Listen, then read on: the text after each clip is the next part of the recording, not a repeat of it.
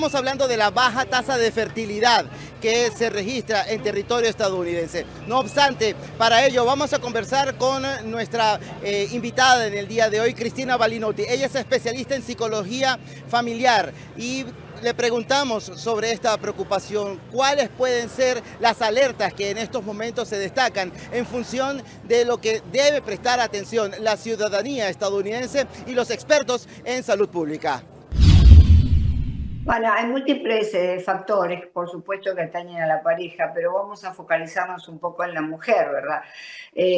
Hoy en día, la pareja y particularmente las mujeres están preocupadas para posponer la maternidad por el trabajo, por la formación académica. Tienen acceso a cosas que hace 50 años la mujer ni lo pensaba. La preocupación por la estabilidad laboral de ella, también el costo de la vivienda y el acceso al cuidado de los niños una vez que están en la familia. ¿Qué hacemos? Es decir, son factores socioeconómicos, pero también hay factores sociales históricos que realmente ponen una cuña en todo esto de tener más hijos. Primero, hay una mayor aceptación social de que la mujer no tenga hijos, cosa impensada 60 años atrás. Entonces ahora la mujer realmente tiene el permiso social y familiar de no tener hijos. Y luego han surgido en los últimos años movimientos de mujeres en contra de la maternidad. Por ejemplo, en España surgió el movimiento No Madre, es decir, mujeres que muy jóvenes, 25, 20, 25, 30 años, se ligan trompas para no tener hijos. Luego en Corea del Sur surge un movimiento que llega a los Estados Unidos, que es el 4B, es decir, no matrimonio, son 4 factores: no matrimonios, no hijos, no citas amorosas y no sexo tampoco. Se están alejando cada vez más las mujeres de esa, digamos, de la escena de la familia. ¿Por qué? Bueno, porque ha habido en los últimos años una presión social y política muy grande sobre las mujeres y el papel que jugamos en la sociedad, impulsándolas a la mujer todoterreno, ¿verdad? La mujer que tiene que trabajar, es decir, ser productora de dinero, reproductora de hijos, y además llegar a la casa, estudiar con ellos, enseñarles, hacer la comida. Hay hombres que ayudan ahora, cada vez hay más, pero no son la mayoría. Entonces la mujer viene con todo este tema y además ser una buena amante, estar flaca, ir al gimnasio, perdón.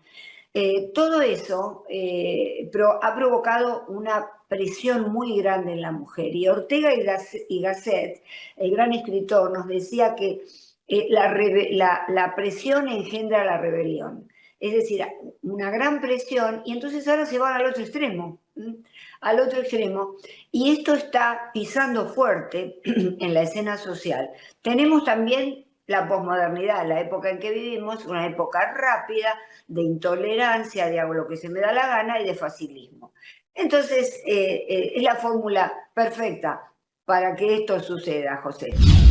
Conversamos con Cristina Balinotti, ella es experta en psicología familiar y este escenario que se desprende a partir de este informe nos muestra una posible coincidencia con el escenario que puede incluso registrarse en otros países. Naciones de Europa presentan esta baja tasa de fertilidad, no tan preocupante como la que muestra en estos momentos Estados Unidos, que de acuerdo a la agencia de noticias que lo ha presentado es bastante significativo, puesto que tiene un declive bastante intenso. Ahora, esto puede ser sin duda algo a lo que hay que llamar la atención ante la preocupación que existe. Cristina.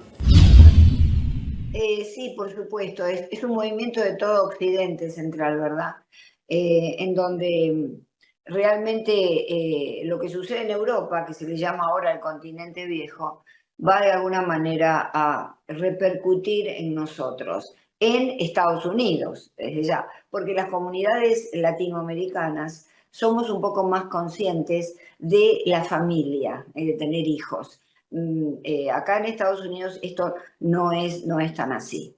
De modo que también hay un factor importante, y es que Estados Unidos históricamente es un país que a nivel familiar programa a los hijos hasta los 18 años, vale decir que no hay esa unión con los hijos que hay en Latinoamérica. Se los saca a la vida, se los empuja a ser exitosos rápidamente.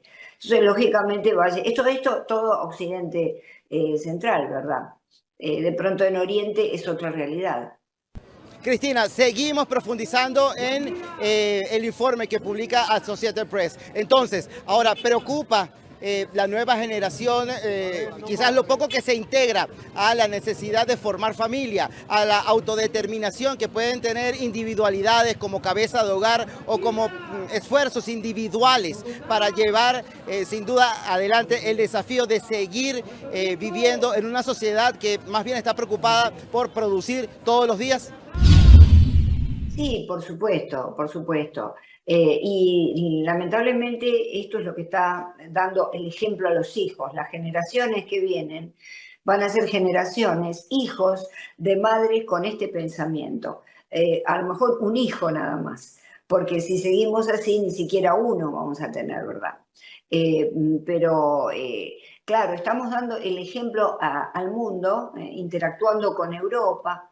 Y lamentablemente no. Yo digo lamentablemente porque la sociedad necesita individuos nuevos, necesita tener juventud y no ser una sociedad vieja. Esperemos que Estados Unidos no llegue a ser una sociedad vieja, pero ¿qué pasa? Aquí hay muchas posibilidades, por cuanto, ya lo vemos, el primer registro intenso de tasa baja de fertilidad fue en 2024 y se empezó a poner el foco sobre esta situación. Necesitamos, sin duda, tener un material joven para poder avanzar en el mundo. Creo que es un punto de inflexión el que estamos viviendo. Vale decir que cuando llegamos a un extremo vamos a intentar rebotar hacia el otro extremo. Es decir, la mujer se fue de hacer todo a no querer nada con la familia, con los hijos, ¿verdad? Ser a la par con un hombre, trabajar y ser como un hombre. Pero eso va a llevar al movimiento contrario, que esperemos que así suceda para renovar a la sociedad de Estados Unidos, desde ya, que ya de por sí debido a otros factores, desde ya siempre sociales, está un poco en declive. Ahora, Cristina, vamos a fijarnos con la mirada precisamente en nuestra comunidad hispana en Estados Unidos. Esto representa también un peligro para lo que es estas medidas que desde el punto de vista federal involucran el riesgo, la zozobra y la falta de compromiso que pueda haber de permanencia, de estar de una manera en la que pueda atentar con la forma de permanecer en territorio estadounidense y fomentar la creación de familia. ¿Estamos en ese punto? Bueno, todo empieza en la familia, todo es educación. Necesitamos en el núcleo fundamental de la familia educar a nuestros hijos para la herencia transgeneracional, cosa que ahora se está perdiendo. Y además en las escuelas hablar de estas cosas. En las escuelas se tiene que volver un poco al tema de la familia. Temas que en el pasado tenían que ver con la educación cívica, con materias que ya no existen, en donde se daba todo este perfil de lo que implica la educación. Y la educación empieza, como te digo, en el hogar. Por ejemplo, hablar con los hijos y decirles, llevarlos a ver a los abuelos más seguido. Acá en los Estados Unidos es muy difícil eso.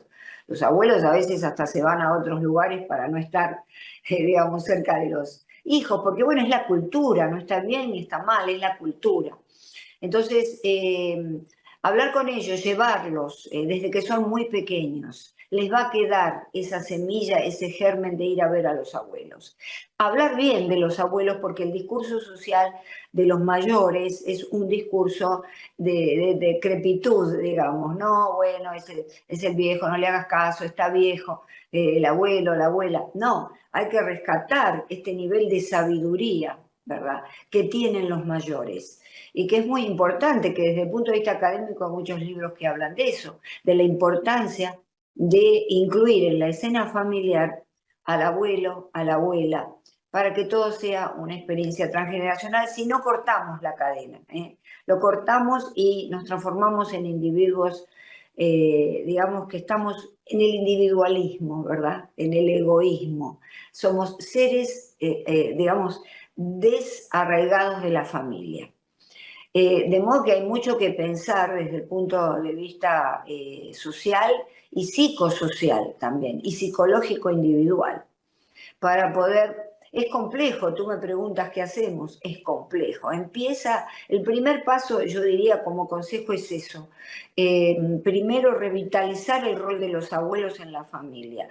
Si están a lo mejor internados o a lo mejor no están en capacidad de interactuar con los nietos, hablar con ellos y decirles, tu abuelo diría tal cosa, pero mirá, tú sabes que tu abuelita decía una cosa muy importante, es decir, le damos un primer plano a los mayores, aunque no puedan interactuar, es decir, a través de la palabra, que es un símbolo, ¿verdad? Podemos darle presencia.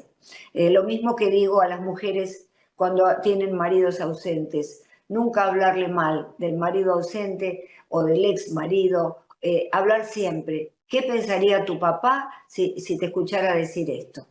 Debemos dejar los rencores y los disgustos personales de lado para poder tener familias sanas.